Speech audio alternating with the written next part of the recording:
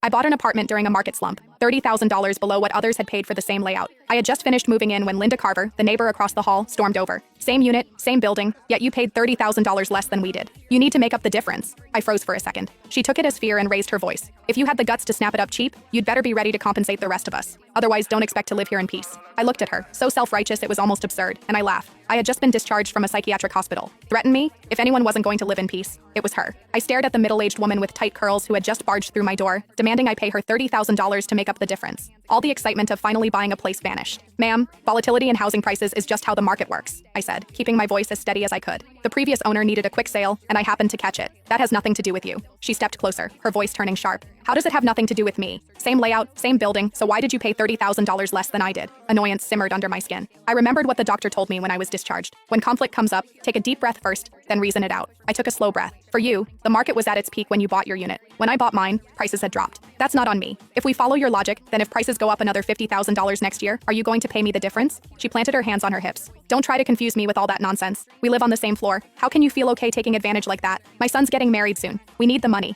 You bought it cheap, so you make up the difference. If you don't fix this, don't expect to live here in peace. I let out a short laugh, irritation bubbling over before I could respond. She suddenly lunged toward my luggage, reaching straight for my bag. Where's the money? Hand it over. $30,000 and not a cent less. A flash of anger shot through me. How could someone be this unreasonable? I was just about to pull out my phone and dial 911. The moment she saw what I was doing, she spun around and headed back to her unit. As she left, she tossed over her shoulder. If you don't pay up, we'll see how long you last here. I gave a cold laugh and ignored her, shutting the door behind me. That afternoon, I went downstairs to Harper's Corner store to pick up some essentials. Denise Harper, the owner in her 50s, scanned me up and down before asking, "You just moved in? 6th floor?" I nodded. She glanced outside, then lowered her voice. "Linda Carver from 601 just posted in the resident group chat saying you bought the place to run some kind of shady business." I froze. "What?" She sighed. "You got that apartment cheap. Their family can't accept it." She pulled up the chat and showed me. The messages were filthy. Linda Carver. At everyone. What do you reckon the woman who just moved into the 6th floor does for a living? I've lived for over 50 years. I know how to read people. What decent young woman lives alone in a place that expensive? You all know what that means. Now that you say it, yeah, that's suspicious. Where would such a young girl get that kind of money? Those kinds of gigs out there pay fast. Don't let her ruin the atmosphere of this place. Heard she's not bad looking? That makes it even more likely. Anyone got her contact? Just curious? Haha, not gonna do anything. Denise shook her head. They drove out the last person who lived in your unit the same way.